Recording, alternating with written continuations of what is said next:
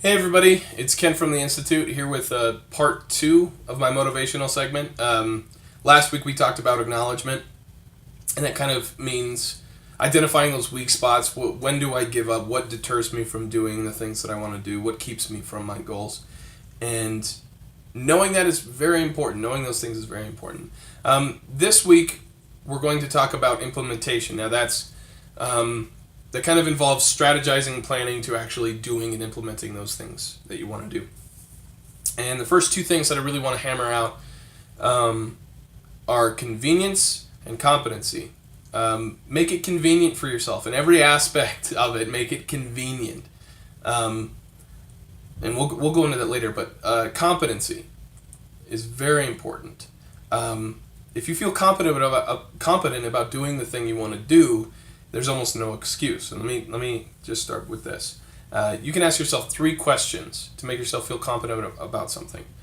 Can I do it? Do I have the physical capability? Can I actually do the thing that I want to do? Do I know how to do it? Can I do it? Will it work? Will it have the intended results that I want? The expected results that I want to have happen for doing this thing? And is it worth it? Is the effort that I put into it going to be worth what I get out of it? Once you kind of answer those three questions for yourself, there's almost no excuse to not do it. You can't convince yourself, oh, I don't know how to do it. Yes, you've already identified you know how to do it. Oh, I don't know if it's going to be worth it. It's going to be a lot of work. Yes, it's going to be a lot of work, but you know that it's going to be worth it. You've already identified that.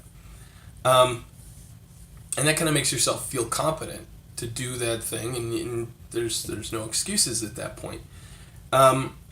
Second, convenience, right? So we spent last week talking about identifying those weak points, right?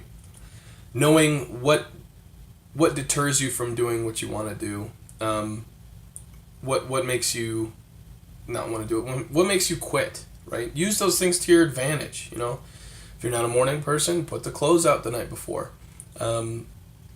If you don't like to exercise, make it easier. Make yourself have to go to the gym every day.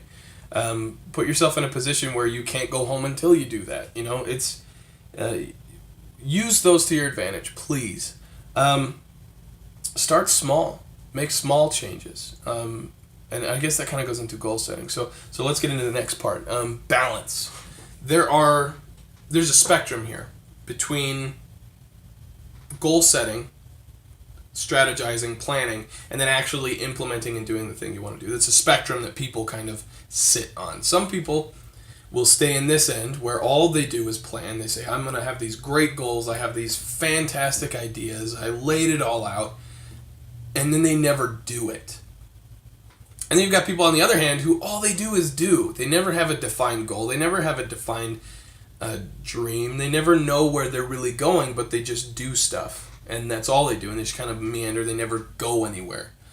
And I think we need to find a balance between the two. Where are you on the spectrum? You need to know that, right? Am I somebody who spends all my time planning and strategizing and thinking about what I want to do, and then